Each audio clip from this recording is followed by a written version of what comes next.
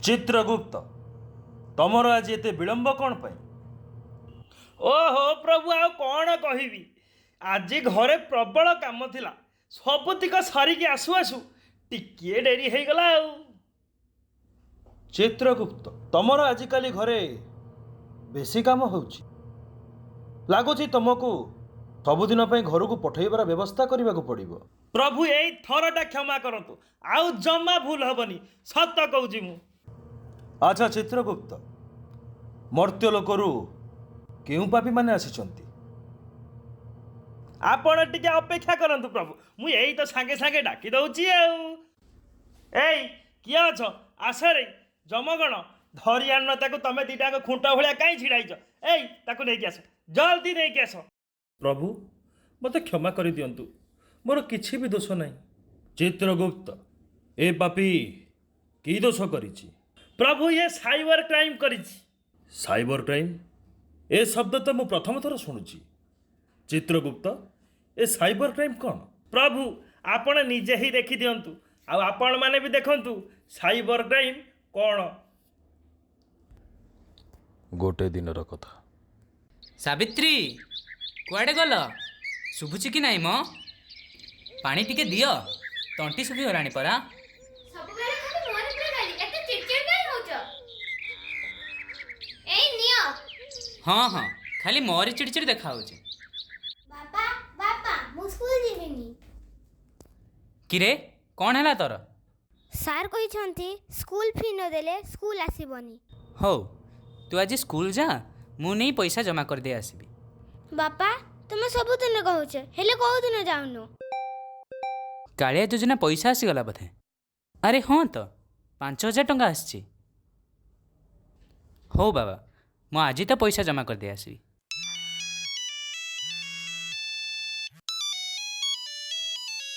Hello विजय बाबू कहते कि? हाँ हेले आपण किए? आमे एयरटेल ऑफिस रो कहथलु। आपणकर गोटे लॉटरी लागिछि। की लॉटरी? आपणकर निजर जमी अछि? हाँ अच्छी।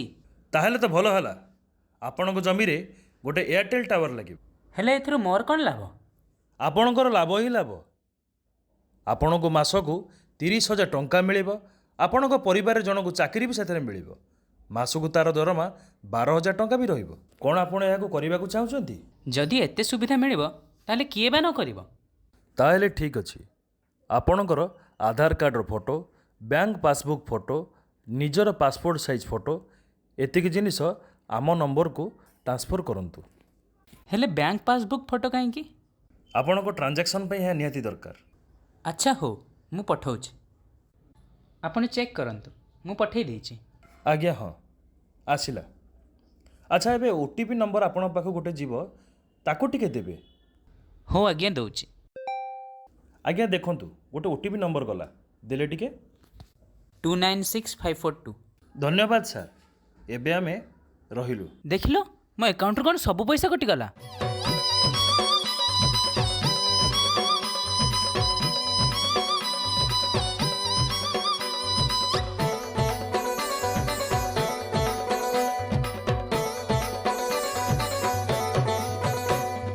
ଆପଣଙ୍କ ପଇସାରେ ସାଇ ଠକର ନଜର ହୁସିଆର ହେଲେ ତୁମେ ଜିତିବ ଯେ ଗଡ଼। ମୋ କଥା ଶୁଣିଲେ ଆଜି ବିରକ୍ତି ଲାଗିବ ଚକୁଳିଆ ପଣ୍ଡା ଗୀତେ ସବୁ କହିଦବ। ଏ ପଣ୍ଡା ସବୁ କହିଦବ ଧ୍ୟାନ ଦେଇ ଶୁଣନ୍ତୁ ପଣ୍ଡା ସବୁ କହିକି ଯିବ। ଫ୍ରଡ୍ କଲ୍ SMS ଦୂରେଇ ତ ରୁହ ପ୍ରତି ଉତ୍ତରରେ ତୁମେ କିଛି ତ ନ କୁହ। କାନ୍ଦୁଥିବ ବାପା ମୋର କଇ କଇ ହୋଇ ପରେ ଭାବିଲେ କିଛି କରିହେବ ନାହିଁ ଆହା କରିହେବ ନାହିଁ। या काम तो हो गला एबे आउ गोटे शिकार खोजिबाकू पड़िबो। एई से घर भितर कोन करछु? पाठ पढुछु ना खाली मोबाइल धरि बसछु? ହଁ ହଁ ମୁଁ ପାଠ ପଢୁଛି ମୋତେ ଡିଷ୍ଟର୍ବ କରନା। ହ୍ୟାଲୋ काव्या मैडम कहते ଆପଣ କିଏ? ସେଇଟା ଜାଣିବା ଆପଣଙ୍କ ପାଇଁ ଜରୁରୀ ନୁହେଁ।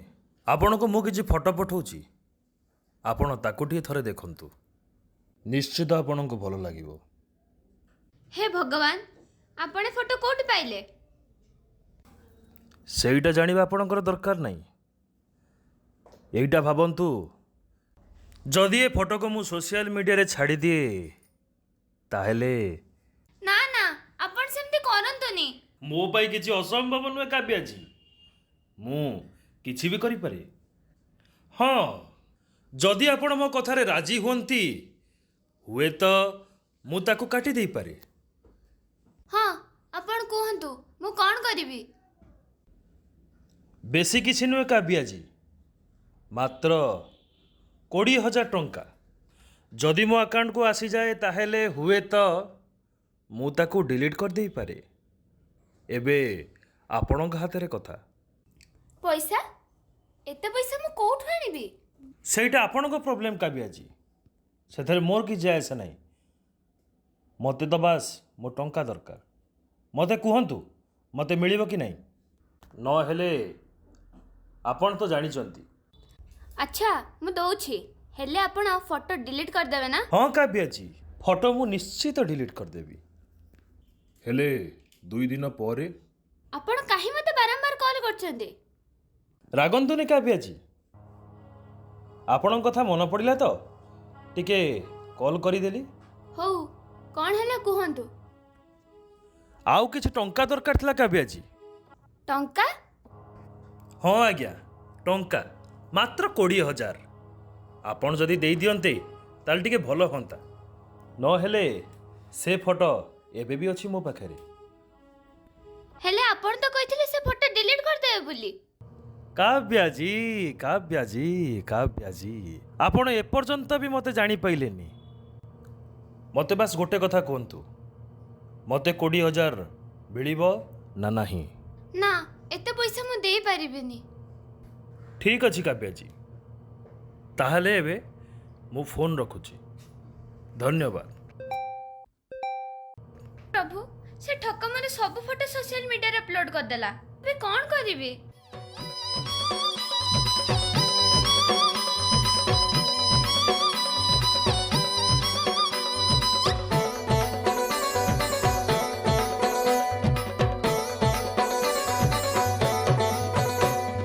ନଦିଆ ହେ କିଛି ତଥ୍ୟ ଠକେଇ ବାଲାଙ୍କୁ ଲୁଟି ନେବେ ସବୁ ଯେ ତୁମଠୁ।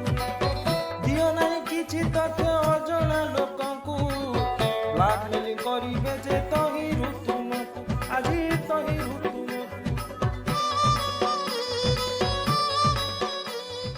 ଚିତ୍ରଗୁପ୍ତ, ଏପରି ପାପୀ ପାଇଁ ଆମର କି ଦଣ୍ଡର ବ୍ୟବସ୍ଥା ରହିଛି?